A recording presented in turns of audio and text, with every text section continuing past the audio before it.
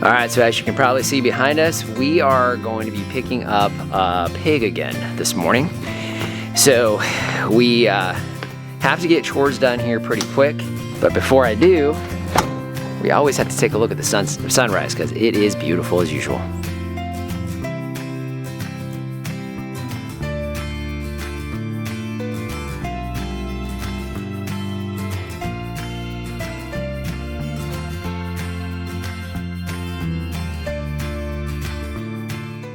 Lori and I are trying to get chores done here real quick. We need to head over to Pam and Lanny's and pick up another pig for Alan. So Alan, we're gonna be going to getting your pig this morning. And fortunately we were able to get that extra spot with the processor on that same weekend. Worked out great for you. So we're gonna go ahead and pick that up. But before we do, let's take a look at the piggies this morning. They're actually up early. It's breezy and it's cool, but it's not cold this morning. So I'm gonna go ahead and spray their pen down, make sure we keep the dust down. That's definitely helping a lot with the piggies and their coughing. So I'm gonna go ahead and get that done, and then we need to get on the road.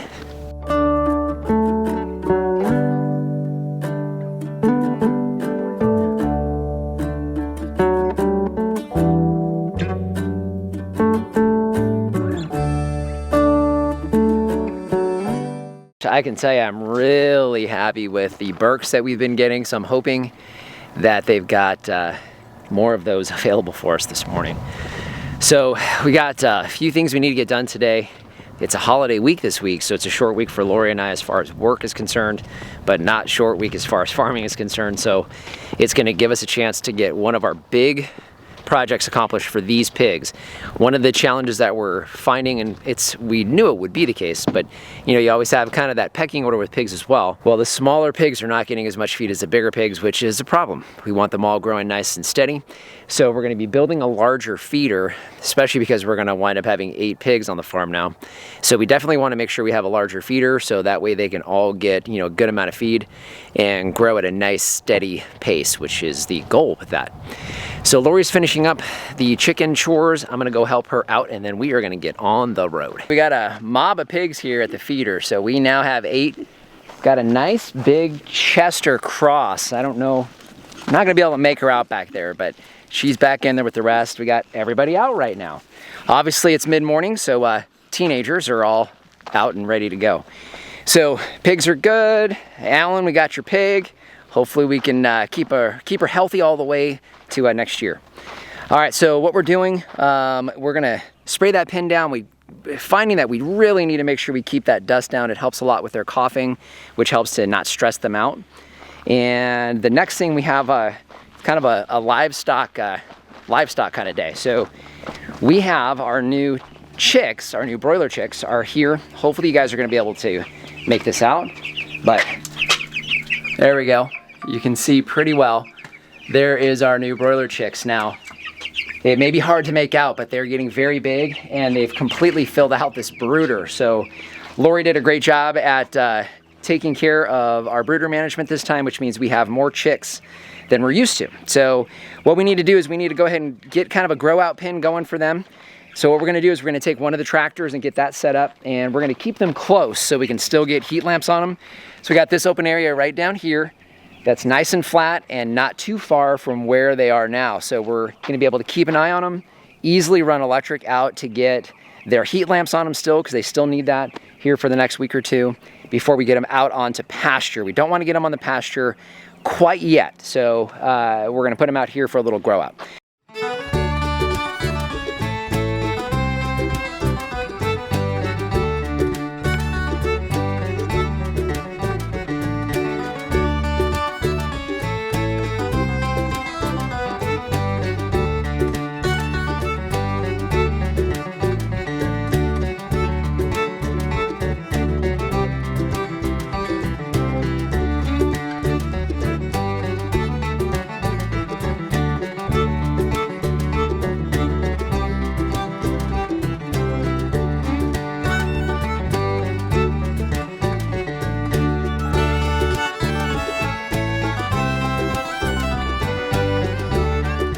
You can see how we have this tractor set up. So we have one heat lamp, we'll probably add a second.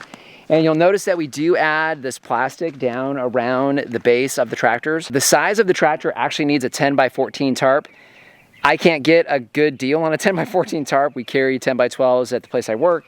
Also, when we have these chickens, we have them now when it's cold and they need this extra protection, and then we will have them in the spring as well, our second batch, where it gets real hot. And so we need to make sure they've got plenty of airflow through there. And of course, you guys know we don't normally get a lot of water. So right now I want to make sure we keep them nice and warm here during the wintertime, but then I'm able to remove the plastic in the spring once those next batch get a little bit bigger.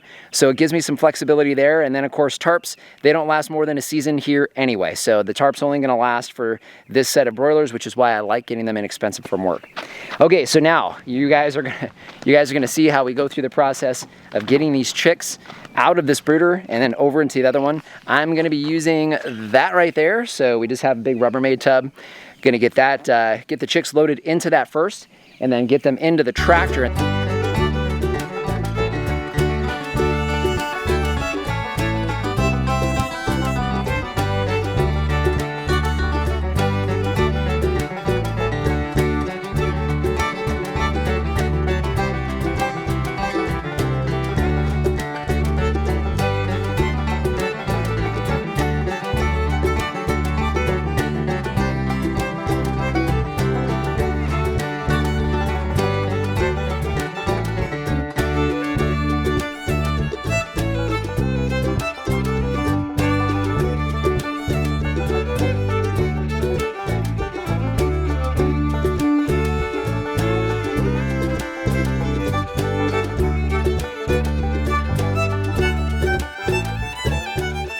Hopefully they're figuring out that new water of theirs, but you can see how they're doing. There you go.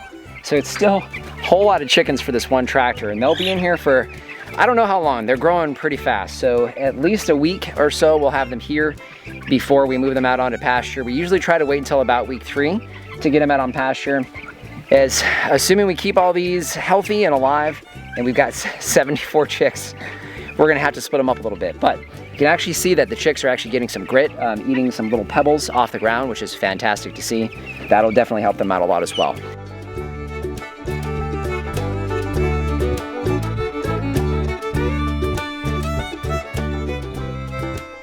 So they've got feed and water. They have some space. We're gonna leave them be because we've got other things to get done. One of the things that you have to deal with when you have livestock is you need to deal with a whole lot of poop. Lots of manure. So we've got the baby chicks out of the brooder. Now there's plenty of manure in here with these pine shavings. However, we've got one more round that we're actually gonna do after we add a little more pine shavings to this. But because we don't have chicks in here now, I need to make sure I mix the manure down into the chips or to those pine shavings really well to make sure that it's not going to smell too bad for us, you know, right here next to the bedroom. So first thing I need to get done before lunchtime is get this stuff mixed.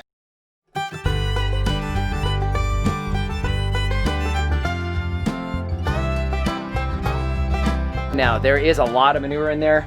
Had a few more chicks than we've usually had, so I'm not sure I'll leave that in there. But deep bedding is kind of a cool thing to do, especially during the middle of winter when we'll have our next set of chicks here. Okay, so I am not done playing with poop. I've got all the pig poop we've been pulling out of the pig pen that we've been keeping separate so that we can turn that into compost. I've got some wood chips over next to that, so let's go ahead and play with some pig poop.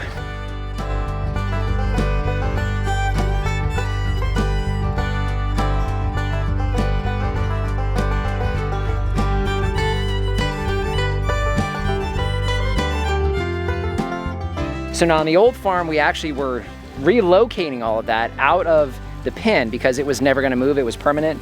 So we relocated all that and walked, I don't know, 40 or 50 feet to put it into a pile. Here, what we're gonna do is just take it out of the pen and right into the pile. So it keeps it close, keeps it easy, easy for us to get to. And I can tell you from experience that pig manure that's composted down with wood chips is fantastic for your fruit trees. We learned that pretty quick when we started using it here a couple years ago. All right, so Lori is going to water the pen down. You can see all the pigs have come out to say hello to us because we're out here and there's water. They love to play in this water. And then I think Lori and I need to grab something to eat.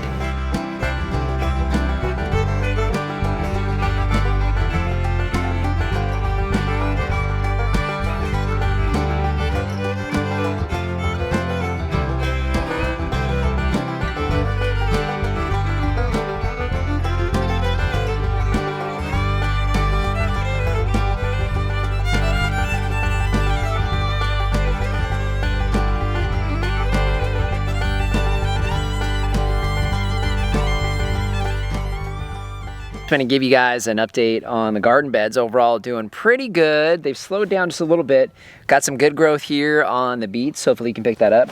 And actually, the daikon radish back here is doing fantastic. We've got some purple lettuce. It's really hard to make out, but with the purple lettuce is coming in good. We've got some green lettuce here. Hopefully, again, you can see it. And some kale here. Every one of the garlics came up, which was great to see. And what we need to do is we actually need to do some thinning. So we got these little baby Fiskars pruners, little tiny guys. So we really like using these for this task because you can get into a real small space, and we're just leaving the roots down in the ground. And then I think we're gonna take some fish emulsion and do some fish emulsion in here because some of these are struggling a little bit. And so we wanna make sure, and kind of yellowing. So we wanna make sure we get some nitrogen in here for these guys and give them a little bit of a boost. So I'm gonna get to a little bit of thinning here this afternoon. And it's just beautiful, by the way. So we're out here, it's about 80, low 80s, and it is the Saturday before Thanksgiving. So definitely not complaining about the weather.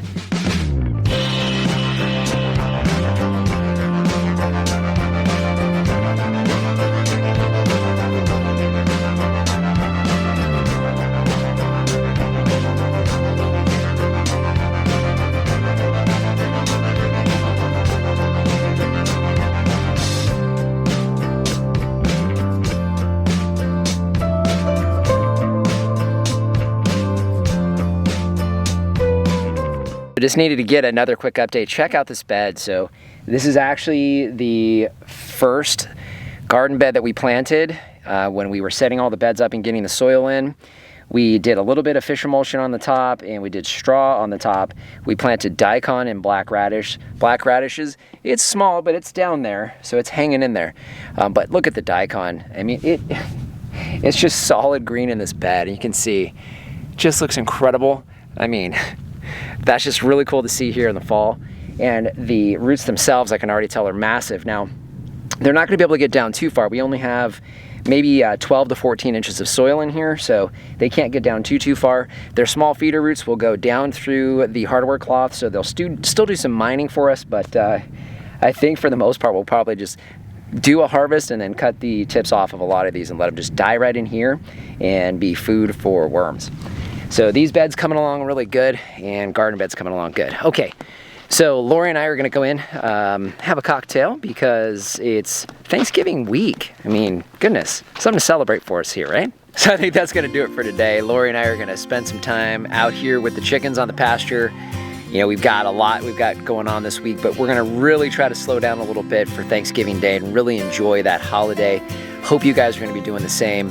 We're gonna be coming back. We got a lot of work to get done. Big project for the pig feeder next week, and of course all that stuff. But instead of all that right now, we just want to focus on just being thankful for what we do have. And you know, that's kind of this time of year. One of the things I love about this holiday is beautiful fall weather and just the ability to sit back and just to enjoy and really be thankful for all the things that we have. And we hope that you guys will do the same. They're actually getting some scratch down there. So not scratch. What are they getting? Thank you, grit.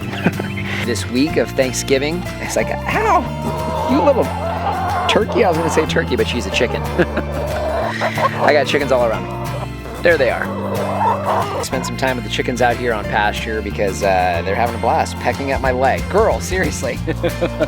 So out here with the chickens pecking my feet. My goodness, girls, really? Come on, go eat some greens. You guys, go eat some greens.